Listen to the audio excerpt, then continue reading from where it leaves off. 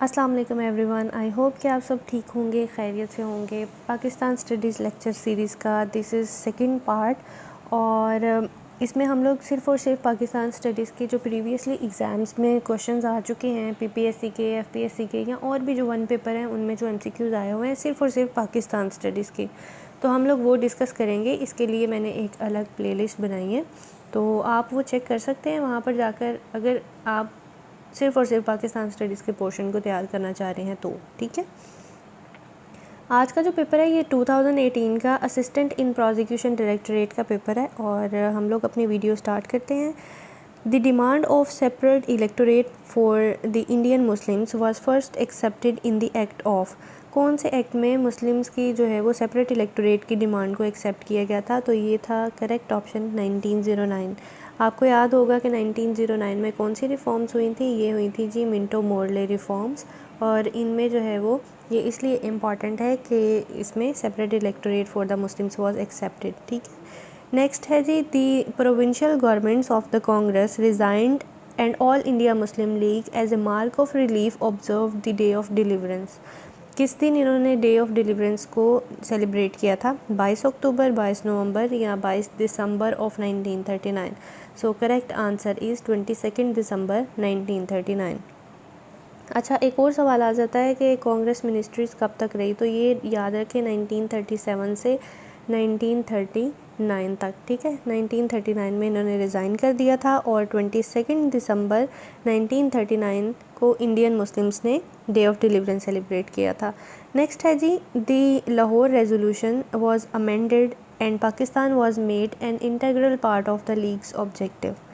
The amendment was made in the annual session of 1941 of All India Muslim League, which was held at।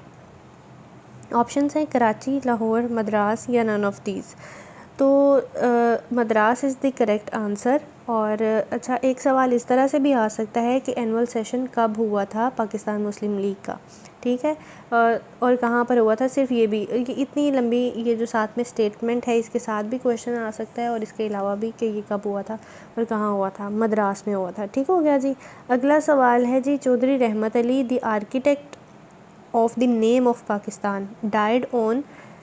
कब इनकी death हुई थी? 1951 फरवरी 2, 12 फरवरी, 22 फरवरी या 3 फरवरी। तो correct answer है डी, फरवरी 3, 1951। और चौधरी रहमत अली के हवाले से एक सवाल आता है कि who is the architect of the name of Pakistan. इसके अलावा ये सवाल आता है कि उन्होंने कौन से पम्फलेट में ये नेम दिया था, और ये आपको पता ही है, नाउ एंड नेवर। और वो वाला पम्फलेट कब जो है वो पब्लिश हुआ था? 1933 में। ठीक हो गया। ये 3-4 सवाल आपने इस हवाले से याद रखने हैं। उसके बाद अगला सवाल है जी Liaquat Ali Khan the first prime minister of Pakistan while addressing at Rawalpindi was assassinated on. उनकी डेट ऑफ डेथ क्या है? 6 अक्टूबर 1951, 16 अक्टूबर या 26 अक्टूबर। तो करेक्ट आंसर है 6 अक्टूबर 1951। ठीक हो गया। और इनको जिसने असैसिनेट किया था उसका नाम था अकबर। ठीक है जी। उसके बाद अगला सवाल है जी the legal framework order which amended the constitution of Pakistan unilaterally was issued by. Yahya Khan, Ayub Khan, Ziaul Haq या नन ऑफ दीज। तो करेक्ट आंसर है Yahya Khan. In 1970 it was basically the decree by the president Yahya Khan. उन्होंने प्रिंसिपल जो है वो जनरल इलेक्शंस के लिए दिए थे और 1970 के एलएफओ के अंडर ही जो है वो फर्स्ट पाकिस्तान के इलेक्शन, जनरल इलेक्शन जो है वो करवाए गए थे।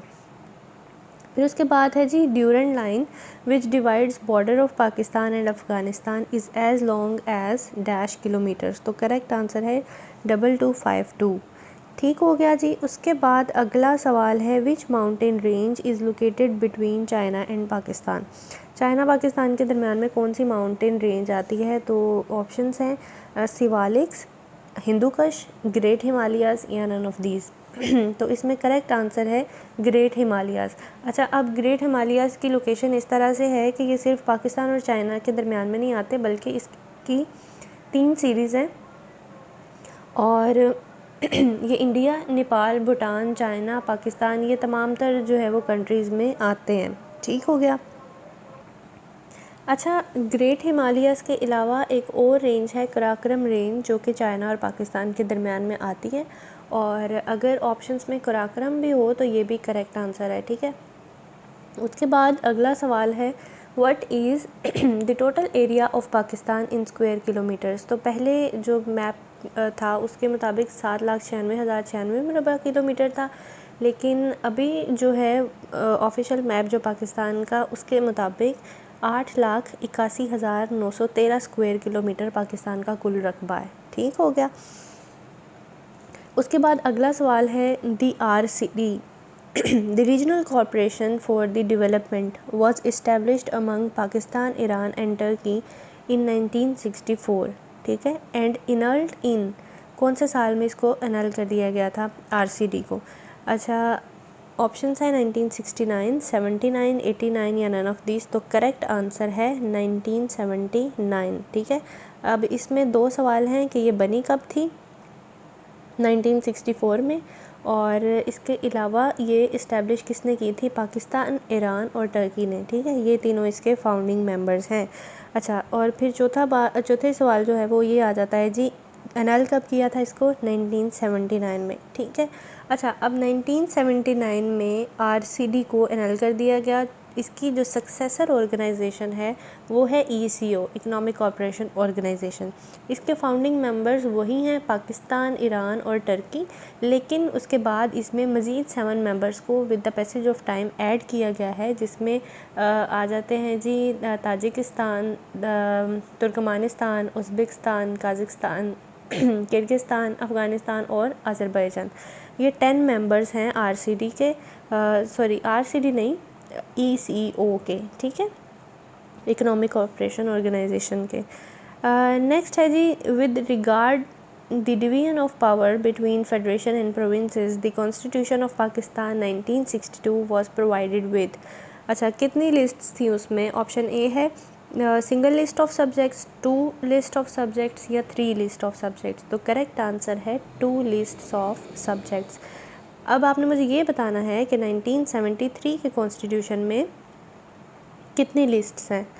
अच्छा, 1973 के कॉन्स्टिट्यूशन में 3 लिस्ट्स थी, लेकिन 18th अमेंडमेंट के अंडर जो 3rd लिस्ट थी, कंकरेंट लिस्ट, उसको रिमूव कर दिया गया और अभी सिर्फ 2 लिस्ट्स हैं, ठीक हो गया।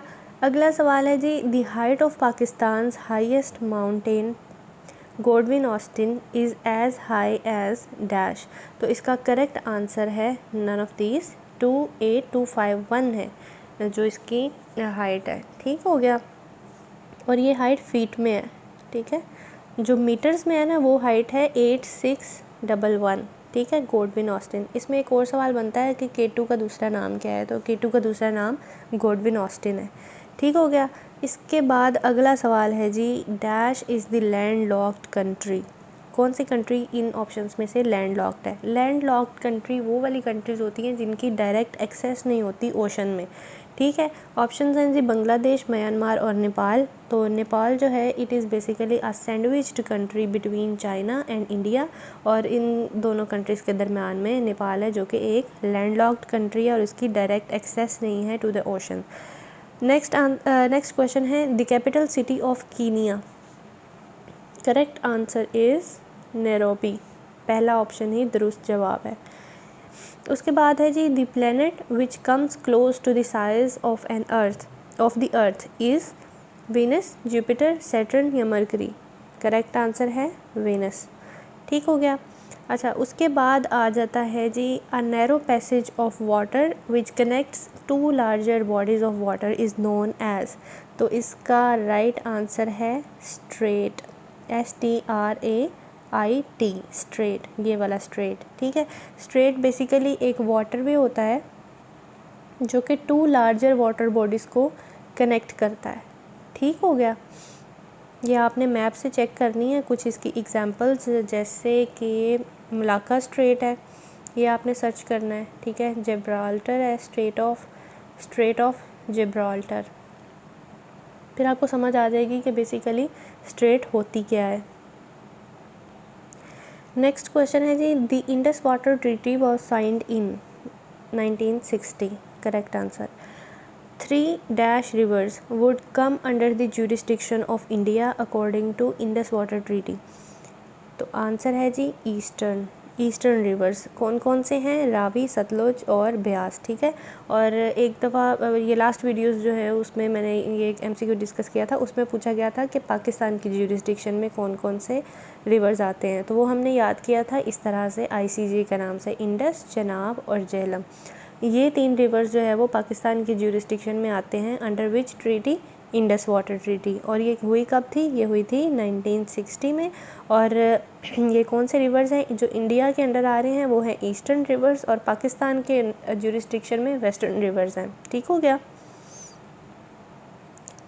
अच्छा, अगला सवाल है, in the constituent assembly there were 2 parties, Muslim League representing the Muslims and dash representing the Hindus in Pakistan. तो इसमें ऑप्शंस हैं यूनियनिस्ट, कांग्रेस या नेशनलिस्ट पार्टी या फंडामेंटलिस्ट पार्टी। तो राइट आंसर है Congress. Congress was representing the Hindus. Next question है जी, the objective resolution was presented in the assembly by Khwaja Nazimuddin, Liaquat Ali Khan या मोहम्मद अली। तो राइट आंसर है लियाकत अली ख़ान। अच्छा, इसको प्रेजेंट कब किया गया था? 7 मार्च 1949 में। ठीक हो गया। और ऑब्जेक्टिव रेजोल्यूशन पास कब हुआ था? 12 मार्च को। ये 2 इम्पॉर्टेंट डेट्स आपने याद रखनी है। 12 मार्च 1949 में। ठीक हो गया। पास हुआ था 12 मार्च को और प्रेजेंट किया गया था 7 को। नेक्स्ट है जी, Liaquat Ali Khan was assassinated at Rawalpindi on dash October 1951। तो ये हुआ था 16 अक्टूबर को। उसके बाद है जी, dash was the 3rd prime minister of Pakistan, Ghulam Mohammad, Mohammad Ali Bogra या आई चंद्रीगढ़। तो करेक्ट आंसर है Mohammad Ali Bogra. Who was the first prime minister? First prime minister was Liaquat Ali Khan. Who was the second prime minister? He was Khwaja Nazimuddin. Who was the 3rd prime minister? He was Mohammad Ali Bogra. और जो ख्वाजा नाज़मुद्दीन हैं यही हमारे second governor general भी हैं कायद-ए-आज़म के बाद, और यही हमारे सेकंड प्राइम मिनिस्टर भी बने। फिर है जी, according to 18th amendment dash article was deleted. कौन सा आर्टिकल 18th अमेंडमेंट में रिमूव किया गया था? 58(2)B, 59(2)B, 62(B या 57(2)B।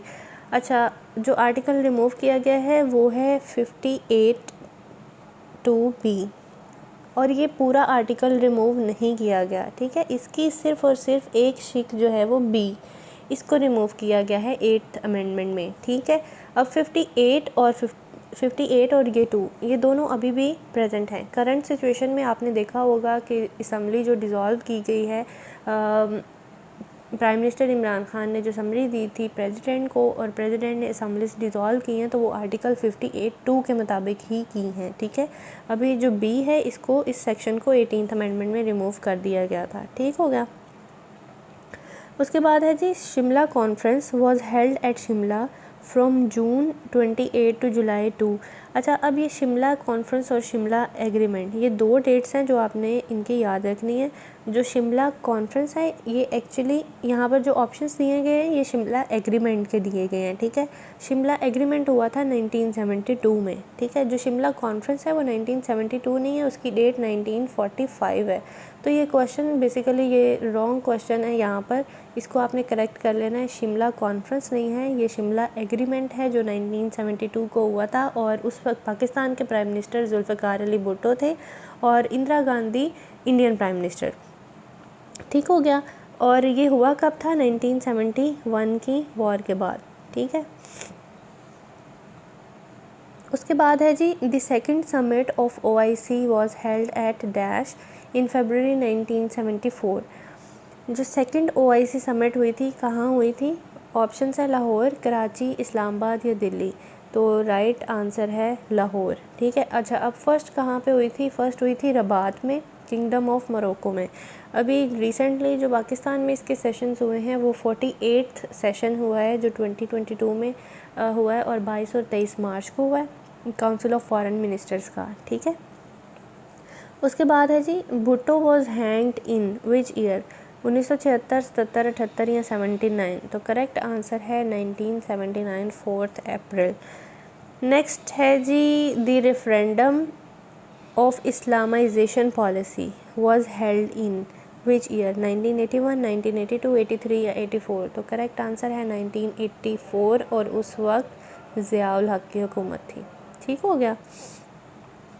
हदूद ordinance was promulgated in dash, कब हुआ था जी? 1971, 73, 75 या 79? Correct answer is 1979। ज़ियाउल हक died in a plane crash on August 17 dash, year हमने बताना है 1987, 88, 89 या 90? तो करेक्ट आंसर है 1988। Pakistan is located on the part of Asia, कौन से एशिया के पार्ट में पाकिस्तान जो है वो एशिया के किस हिस्से में आता है? तो करेक्ट आंसर है जी साउदर्न एशिया में। ठीक हो गया। Pakistan is surrendered by land on the 3 sides, ठीक है, और वो साइड्स कौन कौन सी हैं? एक है वेस्ट, ईस्ट और डैश। ऑप्शन है north, south, both A and B या नन ऑफ दीज? तो करेक्ट आंसर है नॉर्थ साउथ। आपको पता ही है कि पाकिस्तान की थोड़ी सी जो लोकेशन है वो है इस तरह से, लंबाई के रुख का पाकिस्तान का जो मैप है अगर आप देखें तो नॉर्थ में पाकिस्तान के यहाँ पर चाइना है, यहाँ पर जो है वो ईस्ट वाली साइड पे इंडिया है, और वेस्ट वाली साइड पे पाकिस्तान के अफ़गानिस्तान, और साउथ वेस्ट में यहाँ पर आ जाता है ईरान। तो यहाँ साउथ में जो है क्या है? लैंड नहीं है, यहाँ पे ओशन है। ठीक है, तो पाकिस्तान का मैप आप देखें, आप कम्प्लीटली इस चीज़ को समझ जाएंगे कि Pakistan is surrounded by land on 3 sides, और 4th जो है वो साउदर्न साइड पर क्या है? ओशन है। Karakoram highway links Pakistan and dash. Option है जी अफ़गानिस्तान, ईरान, इंडिया या चाइना? तो राइट आंसर है China. Peshawar is linked between Kabul via dash pass, Khunjerab, तीर, खैबर या none of these? Right answer है खैबर।